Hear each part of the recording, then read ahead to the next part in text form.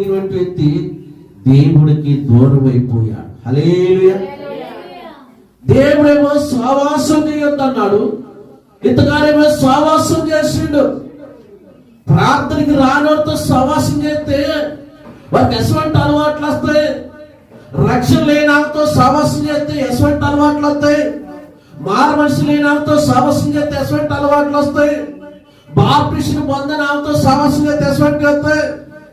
ప్రార్థన అంటే తెలియనాలతో సహవాసం చేస్తే ఎటువంటి అలవాట్లు వస్తాయి.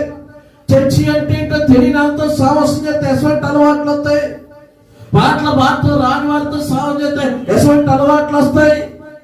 అసలు భక్తి అంటే ఏంటో తెలియనాలతో భక్తి కలిగిన నువ్వు సహవాసం చేస్తే నీ జీవితం ఏమైపోతే. పరిశుద్ధత అంటే ఏంటో తెలియనాలతో సహవాసం చేస్తే నీ పరిశుద్ధత ఏమైపోతే.